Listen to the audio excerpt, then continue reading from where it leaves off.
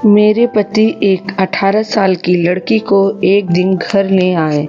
कहा कि गरीब है, इसे काम की ज़रूरत है। मैंने कहा, ऐसा क्या काम है? हम दोनों के बीच में मैं अकेली रह कर सकती हूँ। लेकिन उन्होंने बोला, यह यहीं रहेगी और कुछ काम करेगी। मैंने बोला, ठीक है। किसी अजनबी जवान लड़की को इस तरह अपने घर में रखना मुझे कुछ समझ नहीं आया, वो भी तब जब मैं मना कर रही हूँ। नमस्कार दोस्तों, बेटू की कहानी में आपका स्वागत है।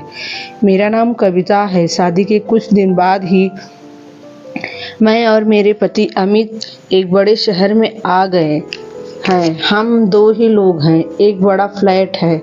मेरे पति की अच्छी जॉब है। मैं कभी कभी यह सोचती हूँ कि मुझे बहुत अच्छा पति मिला है। शहर में आए अभी मुझे कुछ दिन ही हुए हैं, तभी मेरे पति एक 18 साल की लड़की को एक दिन घर ले आए। कहा कि गरीब है, इसे काम की ज़रूरत है। मैंने कहा, ऐसा क्या काम है? हम दोनों के बीच मैं अकेली कर सकती हूँ। लेकिन उन्होंने बोला, यह यहीं रहेगी और कुछ काम करेगी। मैंने बोला, ठीक है। किसी अजनबी जवान लड़की को इस तरह अपने घर में रखना मुझे कुछ समझ नहीं आया, वो भी तब जब मैं मना कर रही हूँ। रात मैंने सोचा कि उनसे पूछूं कि आखिर यह लड़की कौन है। लेकिन रात जब मैं कमरे में गई तब वो अपने लैपटॉप पर मीटिंग में बिजी थे। जैसे ही मैंने दरवाज़ा खोला, मुझे हाथ से इशारा करके चुप रहने को कहते हैं। मैं बिस्तर के एक साइड पर सो गई। सुबह करीब 8 बजे मेरी नींद खुली। तब मैंने देखा पतिदेव बिस्तर पर नहीं है। मैंने बाथरूम देखा, वो वहाँ भी नहीं थे।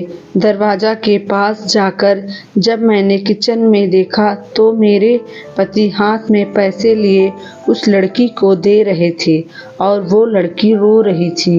वो उसे चुप भी करा रहे थे। पैसे देकर वो मुझसे मिले बगैर बाहर मेन डोर से निकल गए। मुझे अब कुछ समझ नहीं आया कि बात क्या है। थोड़ी घबराहट भी हुई। अजीब अजीब ख्याल मन में आने लगे। साथ ही यह भी ख्याल आया कि जो मैं सोच रही हूँ ऐसा कुछ भी नहीं तो फिर मेरा क्या होगा। मैं बेडरूम में से बाहर आई। वो लड़की ने मुझे देखकर अपने आंसू पोंछ लिए। मुझे देखते ही वो बोली, मैडम साहब बोले कि वो शहर के बाहर जा रहे हैं मीटिंग के लिए। उनकी कोई मीटिंग है तो कल शाम तक आएंगे। आप सो रही थी इसलिए आपको उठाया नहीं। मुझे कहा कि आपको बता दूं, मुझे उससे बात करने का बिल्कुल भी मन नहीं था, इसलिए मैंने उसकी तरफ देखा भी नहीं। बस अब मैं अपने बेडरूम में बैठी कुछ सोचने लगी। शादी को अभी 1 महीना ही हुआ है और मैं उनके बारे में न जाने क्या क्या सोचने लगी। लेकिन उन्होंने मुझे सोचने का कारण भी दिया है। एक तो यह लड़की वो अचानक ले आए। मेरे मना करने के बाद भी उन्होंने इसे यहाँ पर काम पर रखा और आज उसे रुपए भी दे रहे थे। मैंने सोचा कि एक बार फ़ोन पर उनसे बात करके देखती हूँ। मैंने उन्हें फ़ोन लगाया पर उनका फ़ोन स्विच ऑफ बता रहा था। यह पहली बार था जब ऐसा हुआ कि उनका फ़ोन बंद है। अब मेरा सर और भी चकरा गया कि कुछ तो बात है जो ये मुझसे छुपा रहे हैं। इतने में वो लड़की रूम में चाय लेकर आती है। बोली, मैडम चाय। मैंने भी उसको पूछा, तुम्हारा नाम क्या है? बोली, महिमा। उसके पास फ़ोन भी था और अब वो वाइब्रेट हो रहा था। फ़ोन को रिसीव करने वो दौड़कर मेरे बेडरूम से बाहर गई।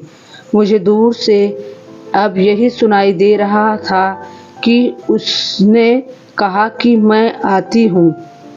फिर बात करके वो फिर मेरे बेडरूम में आकर कहती है, मैडम मैं 2 घंटे में आती हूँ, मुझे कुछ काम आ गया। इतना बोलकर वो मेरी हाँ सुने बगैर ही चली गई।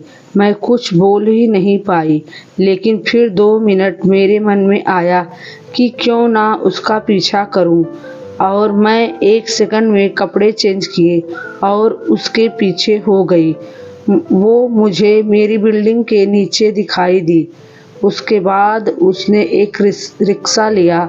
मैंने भी रिक्शा लेकर उसका पीछा किया। रिक्शा एक पतली सी गली में रुका। वो वहां से उतरकर पैदल चलने लगी। बहुत सारे छोटे छोटे घर से होते हुए वो एक घर के आगे पहुंची। मैं लगातार उसका पीछा कर रही थी। क्यों कर रही थी, क्या जानना था इसका मुझे कुछ पता नहीं था, बस मैं उसके पीछे थी। दरवाज़ा खुला और खुलते ही वो लिपट गई उसकी माँ से, जोर से। माँ और बेटी दोनों रोने लगे, दरवाज़ा बंद करना भी भूल गए। मुझे लगा कि अब मुझे सामने आकर बात करनी होगी कि परेशानी क्या है। मैं उसके सामने गई। मुझे देखकर लड़की बोली, मैडम आप यहाँ पर? मैंने कहा, तुम्हारे साहब बोल गए थे कि तुम्हारा ध्यान रखना है। उसकी रोती हुई माँ बोली कि ऐसा इंसान बहुत कम मिलते हैं। मैंने पूछा, क्या परेशानी है, आप मुझे बताएं। माँ बोली कि इसके पिता साहब ऑफिस में सिक्योरिटी में नौकरी करते थे। अचानक हार्ट अटैक से उनका तबीयत खराब हो गया। इसका एक भाई है, लेकिन उसे पीने और जुए की लत है। वो भी मेरे पास एक पैसा नहीं टिकने देता था। मैं अपनी परेशानी लेकर साहब के पास गई और उन्होंने पैसों से हमारी मदद की। साथ ही उन्हें जब मैंने बताया कि उसका भाई ऐसा है, तो उन्होंने कहा कि इसका यहाँ रहना सही नहीं है, इसलिए वो इसे अपने घर को ले गए। मैं इनकी बातें सुन ही रही थी कि उनका फ़ोन आया। मैंने फ़ोन रिसीव किया। अमित बोले कि उनका फ़ोन रात में मीटिंग की वजह से चार्ज नहीं था, इस कारण बंद आ रहा था। मुझे पूछा कि कहाँ हो, तो मैंने बोला कि मैं उनके घर आई हूँ।